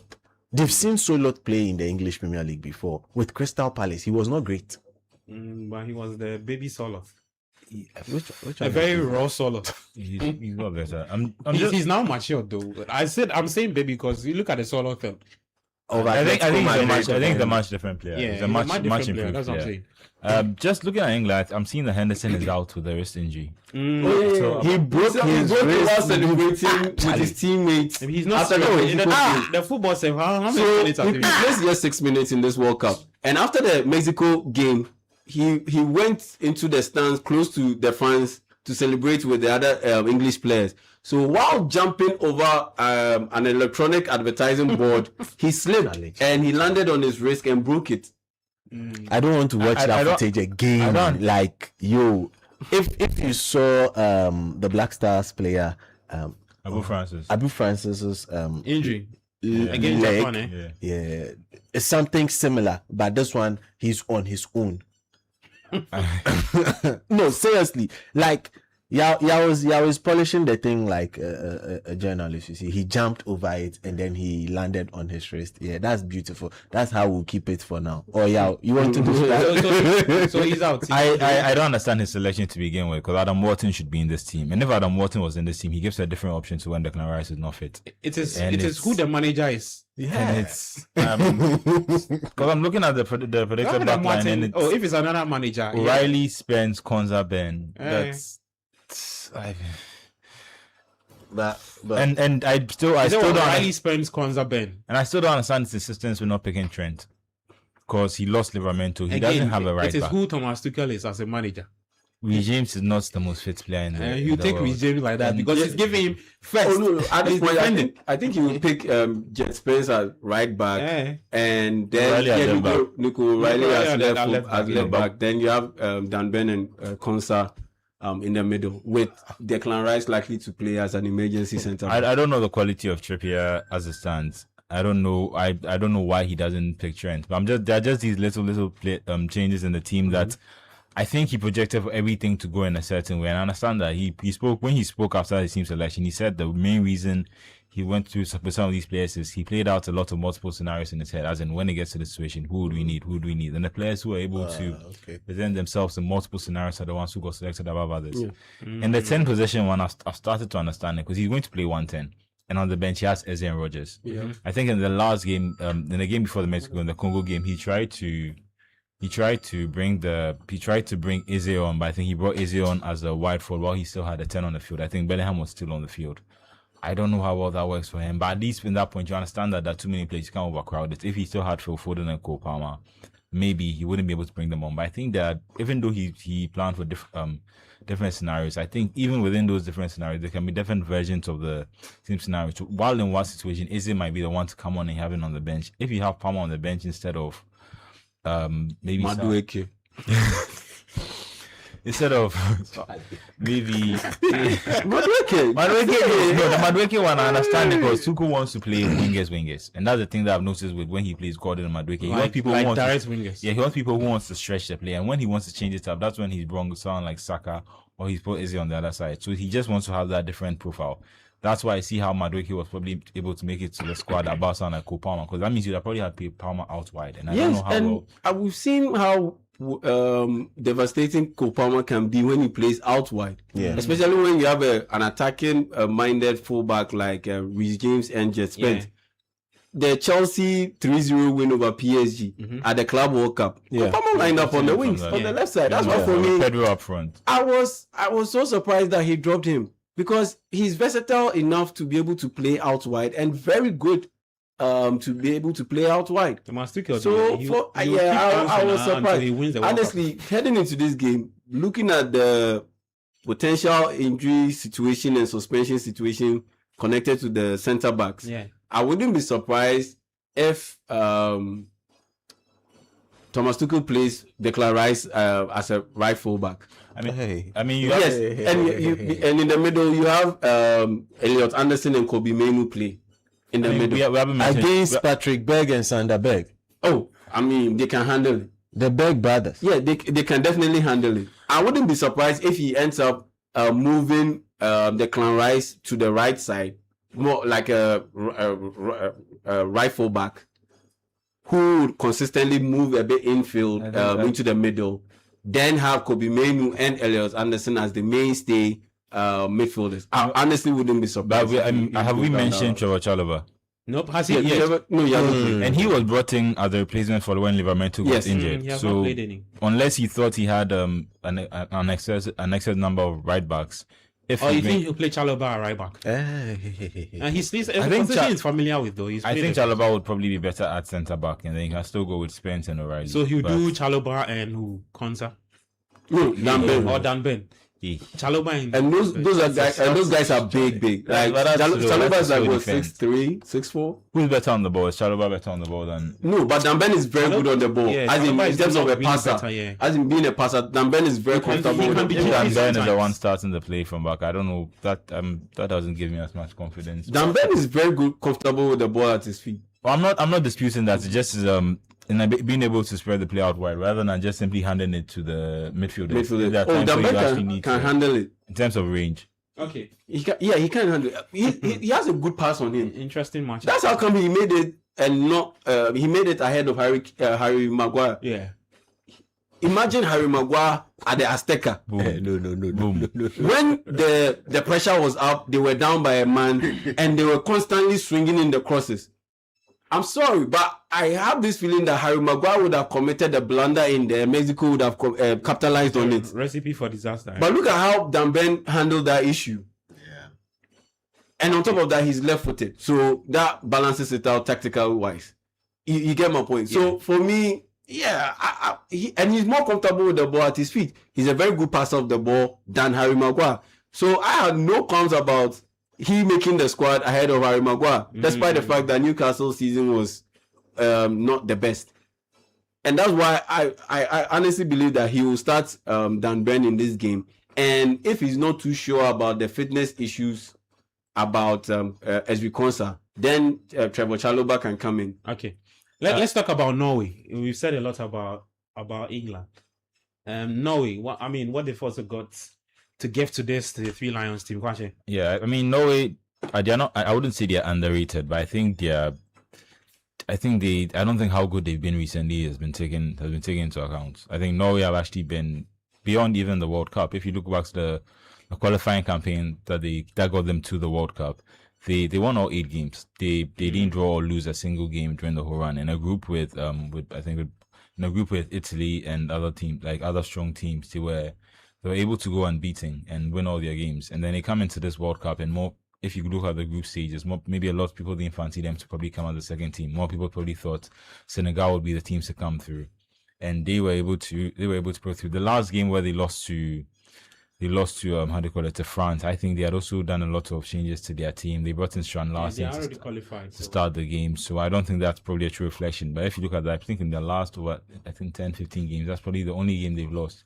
Probably have to go all the way back to the Nations League when they lost to the Netherlands. They've been a really good team, and it obviously, like I keep saying, the fact that they have Haaland within the team. I saw that he scored in his last 14 games for Norway. He didn't play in the game that he played against France, but other than that, he scored in his last 14 games for Norway. As good as Odegaard has been in this World Cup, I don't think it's necessarily been about the quality of service. I think it's just been about the consistency of service, and I think Haaland has proven that he's a good finisher. And in what they have a good set team. They have a set defense. They have a goalkeeper who's playing out of his mind. Ireland has, I did not rate him as much before the World Cup. There's certain players who I hope we'll see after the World Cup. There are certain players who become better players during a World Cup, and there are certain players who just I feel very inspired during the tournament and able to produce a form, and they're never able to truly replicate it. We'll see what it looks like after the tournament ends. But he's been incredible for them in goal. Okay. And like we keep saying, Haaland, feed the ball to Haaland. If they can find a way to get him active, that's what I'm interested with when Cedi said Soloth and how do you call it? Nusa play. Because if they make Nusa, rather than playing Soloth on the right and they make Nusa withdrawn and just try and get Soloth up front and then try and put balls into the box. I keep saying, if it's a shaky England line that are now being put together, it's probably going to be an England back four that haven't played together all tournament. Given the doubts that they're facing, it's probably going to be a midfield that hasn't played together all tournament. We'll have to see whether Menu will come in and what different dynamic that will bring to their midfield. But it means that the things are going to be different from England, whilst Norway can just build on the consistency that they've had. And like I said, they keep going under the radar, even though they are winning games, even though they are putting up impressive performances, because it's Norway and people haven't yet been able to adjust to themselves that this is probably a team that is being coached well, that has world-class talents that can win game. I think they still seem to be going under the radar, and people are giving them still making England favorites. And obviously England are favorites, but I think if there was a team that could probably shock a team at this tournament, it's Norway. Okay, Cedi, the next 2 minutes, and then we'll have to activate the phone lines. Quick thoughts on what to expect from Norway. Look, for me, Norway have had me rewrite my dark horses theory a couple of times this World Cup. I like how they have gone round their games, put all the focus on the pitch, and left everything on the pitch.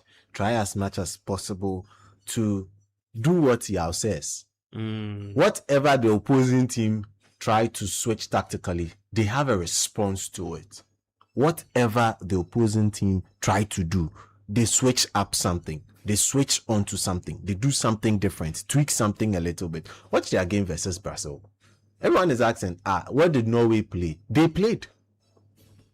Oh no, seriously, people are questioning like, Norway did not play anything exceptional. No. If Brazil take their chances, it's a different game.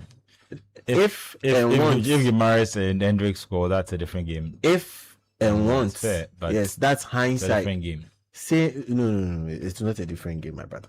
You see, we say if Chelsea had also kept their position, they would have been fourth, and they have. No, I'm not just late. I get where you're coming from, but then again, for the Brazilians, this was not their tournament to even start with. They were not at it at all. But against the Norwegian side, in a knockout situation, Carlo Ancelotti coached. You would have expected much better from them. But that's when they decided to let themselves down. I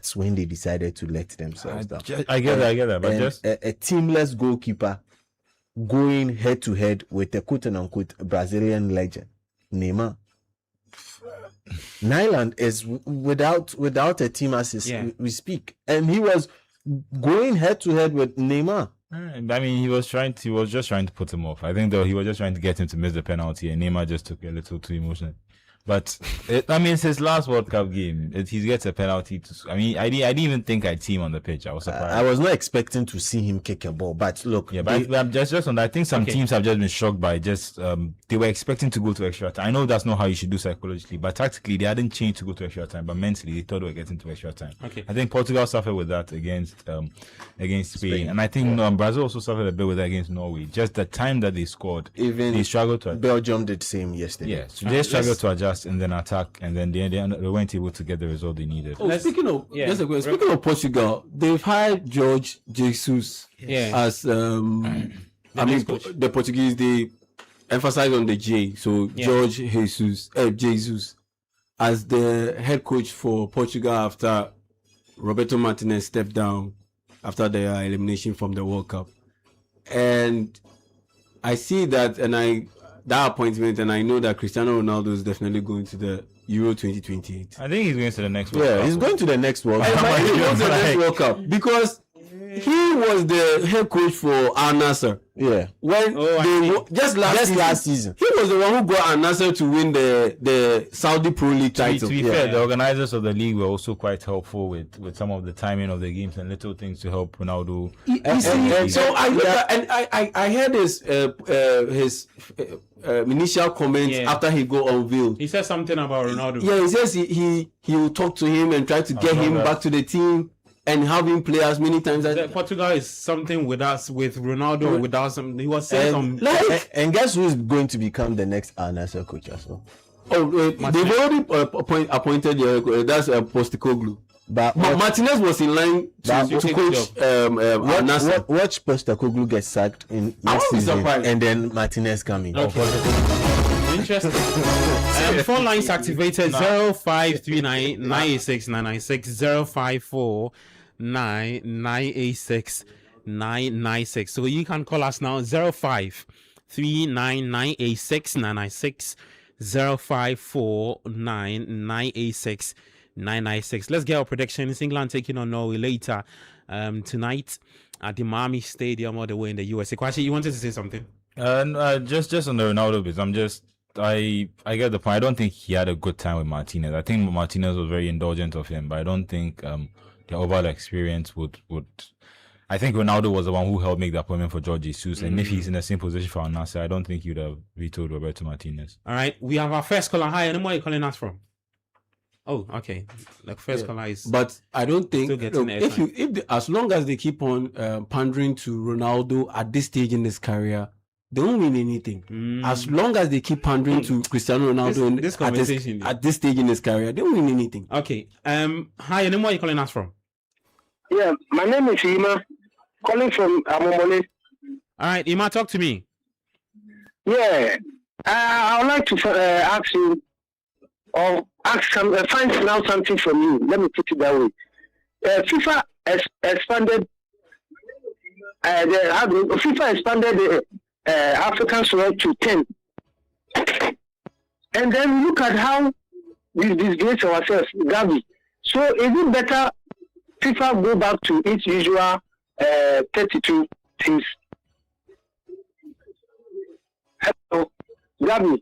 Yeah. So, can you say it again? Can you say your question again? I'm saying that we've had the opportunity for Africa, like FIFA expanding the teams to 48 teams. Okay. So we were fortunate to get 10 teams from Africa. From Africa, thank you very much. And then, I mean, look at how we've disgraced ourselves. So you're saying FIFA should take the slots back or what? Yeah, so then it's better we get the pipe. Oh, Charlie. Daddy, but why? Because I'm totally disappointed. Come again. I'm listening to you. Because we didn't do well. Yes, because look at most of our African teams. Most of them considered at the dying endless minute of the game. My brother, why? Look at Egypt. Oh my goodness! Look at Egypt.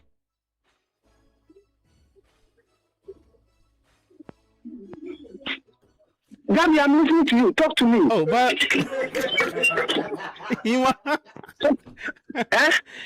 I mean, I don't know what you want me to say, but I don't get your points. Are you trying to say that because the African teams did not do well at the tournament, so we should limit the number of slots for African teams to participate at the World Cup? Exactly, because now we are fortunate to get 10. No, so at least that's not enough. And that's not enough. If you are saying that because they didn't perform, it's not enough. For Morocco, do you know that is still an achievement for them? Because they became the first African country to do 2 quarterfinal berths in the last 2 World Cups. Right? Cote d'Ivoire had never qualified out of the group stage. Egypt had never qualified out of the group stage. I don't know if you've seen the recent video from coming out from Egypt. The people over there are excited about what the national team have done at the World Cup. Capo Verde, first time at the World Cup, they made it to the round of 32, put out a very solid performance against Argentina. The people in Capo Verde are excited. Senegal, yes. I mean, you can look at it. Somewhere, it's a success for them. So, I don't know on what metrics you are looking at. I watch all. Say again. I watch all. Yeah, I'm saying I watch all the African games as you are watching them one after the other. I watch all the games. But you are not too impressed, eh? I'm telling you, honestly speaking, because I'm using Egypt as an example. But let me tell you something. Do you know that the countries from all the continent that came to the World Cup, it's the African continent that had a lot of teams progressing out to the group stage, percentage wise. I don't know if you've seen that. Percentage wise, yes. In terms of the 5 or 6 continents, yes, that made their way to the World Cup. I get it. So if you're saying the African teams, I mean, but thank you so much. Okay. All right. Okay. No, my last point. I'm not done. Continue. Yeah, Gabby. Yeah, look at what happened. FIFA, that red card with USA player. If you can remember, Ronaldo had the red card before the tournament, this World Cup. But the red card was, I don't know what happened, but he played. The first game Ronaldo played, and then this FIFA, this US guy's red card. What is FIFA trying to tell us, my brother? Oh, Gianni Infantino is also following the same suit of Sepp Blatter. Thank you very much. I'll leave this here. All right, thank you, man. 053996 996 054 996 996. Call us. Let's get talking. 053996 996 054 996 996. If you want to text to, feel free to do so. 053996 996. Let's talk to our next caller. Hi, and then where are you calling us from? Good afternoon. My name is Selom, calling from Achimota. Your name is Selom? Yes, you see, this expansion FIFA made it's not about you participating. FIFA wants to develop football in all countries. That is why they are doing this additional form. Africa has done well, yes, especially already. Look at what they've done to Argentina. You see, it's all about developing the football. Everybody now trying to develop its own football. So if people give us those kind of chances, we have to take it. So it's not a matter of the number of African countries that participated. People want to develop the football. That's it. For tonight's game, it's going to be very cagey, but there's going to be a surprise. Norway will get England out. Seriously. Thank you so much. All right, thank you too. 0539986996 0549986996. Let's talk to our next caller. Hi, your name, where are you calling us from? Hey, Gabi Milito. Maji. Hey, Gabi Milito. Maji. So you and Donald Trump go make coup d'etat. Now you run the from Ghana. Me then Donald Trump do what? You do coup d'etat.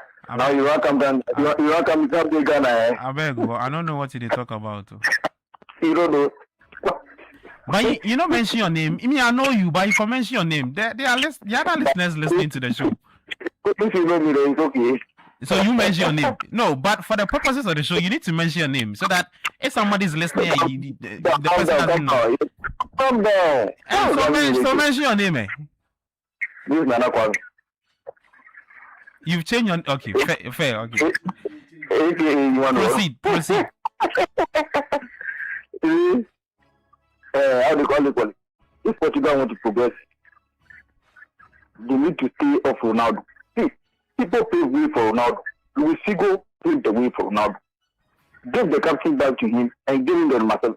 If Figo was that selfish, Figo could have gone to the other quality. The donation work up. But you see, I don't know why Ronaldo is that selfish. I'm a Ronaldo fan. I'm a true Ronaldo fan. I think it's hard time Portugal need to step away from Ronaldo. I'm a 41-year-old man. See, you can't cheat nature out. You can't cheat nature. See, this guy, when he's placed in the Portuguese team, like they are playing, 10 against 11. Now, let me tell you something. Now, Ronaldo is just an ordinary player. He's just an ordinary player. Sorry to say that, but that's the fact. Now, in 2006, Ronaldo is just an ordinary player.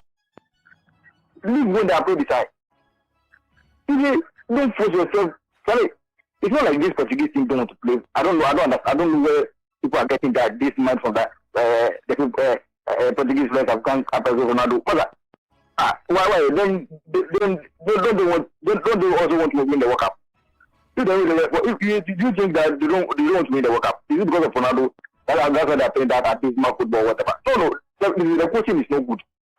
And Ronaldo in the system is killing these Portuguese players. You see, in that time, just step down.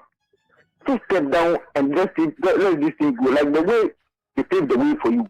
When you're on first form, let you go just step down for you. Give you the opportunity to lead this Portuguese team. You've won 3 trophies. Hey, you will not play this Portuguese team for the rest of your life. Just leave the team for progression. So other people take over. Okay. You are the greatest Portuguese player. You the thing that are not about that. But it's hard time these guys have to just bring this thing. And after England, I don't call it. I want to ask you something. Is he stepping down himself, or is it the French football federation who are pressuring him to step down? Because I don't understand. Yeah, Deschamps is stepping down himself. Is he himself, or no? Because you see, Deschamps is working and still, how do you call it? Potter 5 years ago, are reporting Zidane. It's not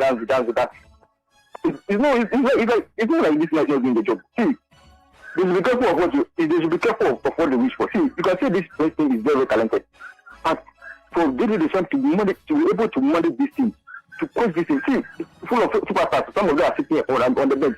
For them to understand each other and to see, it's not easy. to coach this French team full of superstars, he goes, and for this man to be able to control this dressing room, we should be careful of what the issue. Because I don't understand why they are letting this man go. Because I don't know, it's not a reason he's doing a bad job. So it's because of what the issue. Yeah, that's what I was saying.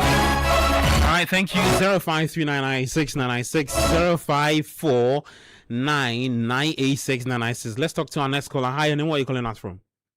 Man Milito. Maji, your name, please. My name is Kevin, calling from Tamale. Kevin, talk to me. So, Charlie, why people just they bring heat, they come Ronaldo in top like that? I don't get people. Is it because he lost? If he had won that match, would they still be talking? Gabi, it's a football match. One had to go home, and it was his team that had to go home. He's not the entire team. Look, this Ronaldo team people, they talk, especially Ghanaians. Like if Ronaldo be Ghanaian, like this World Cup, they go, they shout to me, they go call him, make he can play, give Ghana. Even the next qualifier, they go call him, say, make he can play, give Ghana. What have people there talking play? If Cristiano Ronaldo was a Ghanaian, we still go take up go this World Cup, the next World Cup, and the next World Cup. Why he go play give us? What people they talk about? Look, it was a match. Somebody had to go home. Unfortunately, it was him. I will say that we didn't see what happened to Argentina. Argentina nearly went home. Let's be straightforward. Let's be fair. Argentina would have gone home in the last match. It is football. Sometimes you lose, sometimes you win. That game, he lost. Just like Argentina nearly lost the other one, and Messi would have also gone home. Let's put that one aside. Charlie, this one, the Lions of England, no, be like say them for collect 3 goals today, because Norway go score 3. Yeah, I foresee 3 goals coming from Norway. It means how long go score with that? Oh, plenty. He go to brace for the match inside. England will go home though. You know, we should have made them go home, but we failed to do that. But I think, you know, in history, the two of them, they have big history, you know. Yeah. Yeah. So apart from the wars they fought, this is going to be a new battle. But by the way, Milito, I beg, you guys they talk about the FA and things. I beg, when did they come home? I don't see the sports minister for the cleanup. The Black Stars. Yeah. When they don't come home together as a team. I mean, we've seen some videos of some players coming. I know of Citi Sports. I've seen Jordan Ayew, Iñaki Williams. He's gone back. So don't come as a team. Fine. Even Carlos Queiroz, I'm not sure we'll see him here. Leave the Black Stars. The FA, when are they coming home? Henry Asante is in Ghana. The FA is in Ghana. Yeah, Henry Asante. But why we don't see them for the cleanup exercise? I've not seen the FA president. I've not seen the FA team at the cleanup exercise. I've not seen the sports minister. It's serious. It is about them where the country flag no. Hey, Kevin, wherever they are, they call them, make them come to clean up. Thank you. Charlie, Kevin. Oh, Chris. 05399696 0549986996. We'll take our final 3 callers. If you want to text too, it's fine. You can do that. The Republic of Football, I'm Gabi Ofe here with AJ Minta. Manuel Angelo Kwashi also said in Ahmed. Let's talk to our next caller. Hi, and where are you calling us from? Yeah, I'm calling from my name is Tevia. Your name is? Tevia. Tevia, can you please speak louder for me? Yeah, I'm calling from Amprobi. Nice one. I just want to contribute. Talk to me, Tevia. Yeah, please. Some of the callers, I think you have to give them some limit of time. Some of the things they talk about is irrelevant. Yeah, you can't talk, you can't call in speaking about, you know, players who have contributed to this game a lot. Like Ronaldo, you can't speak bad against Ronaldo. And moreover to the first person that speak. You don't have facts and you want to contribute. The things that the nations that African nations that into the tournament. Taya, I think everybody is entitled to his or opinion. So no, bro, I understand that. Yeah, but you have to get your facts. Okay, so then you also have to make it snappy. So I talk to the next caller. Yeah, please. I'm making it snappy. You know. Yeah, we all Ghana did well. We progressed to the other stage of the tournament. Other teams to pivot. This is their first. But they did well. They went to the next stage. Senegal. So you can't say because most we didn't progress to the quarter-final or semi-final, we didn't do well. We did well. So please, let the fans know. Tell them to be relevant when they are to speak something factual when they are contributing. Thank you. 0539969960 0549986996. Take our final caller. It's a wrap. 0539986996 0549986996. Hi, and where are you calling us from? Hello, my name is Yao. I'm calling from Kaswa, and I want to make a contribution. Yao, please go ahead. Okay, my contribution is that first of all, we didn't go to the World Cup as a country. Africans went to the tournament as an individual country, participating at the FIFA World Cup. So it is not about football is not about political solidarity. Football is a game. We should understand we went there and did our best. That's simple as ABCD. That is my contribution. Thank you. Charlie. Said you are instant. Charlie. You shared his thoughts, eh? Oh yeah. Let me take some messages. It's not political words. Yeah, solidarity. Danilo says, I don't believe Ronaldo was helped in winning the league because the league title was just 2 points. What, the Saudi Pro League? No, but that's not what Kwacha said. Yeah. I'm not saying it was helped to win in the league, but if you've seen other players, and I think Ivan Toney, when he was at Al Ali, he made complaints about how they were training in the same stadium for the cup final, but then Al Nassr were training, I think, allowed to train for a longer period, and then they were given a small time before the evening. And there've been little. Ronaldo is accommodated because he's Ronaldo, which is fair enough. Like we say, he's achieved all he's achieved.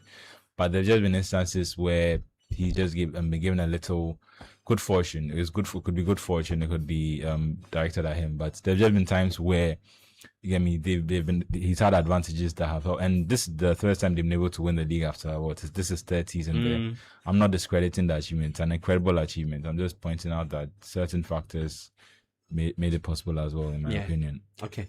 John from Navrongo says, I want to find out from Coach how far he's gone with his suggestion of going to court over Otuado's appointment as Black Stars, even though Otuado did not apply, and subsequent monies to be paid to him.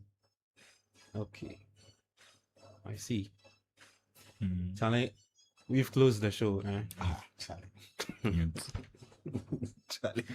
Yeah, but we are back on TV later at 7 p.m.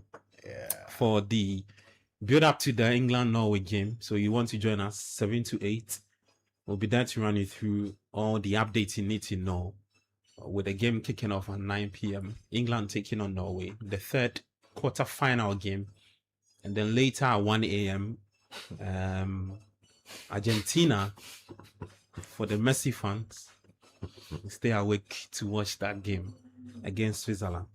Guys, thank you so much. Here from IJ Minta, Manuel Angelo Kwachi, Sedina Medmont, technical support from Daniel Squashy, and then big shout to our guys also on YouTube, and our guys who also texted and called and telling me that I should. Okay, let me just close the show. I'm Gabi Affair. Catch you same time next week.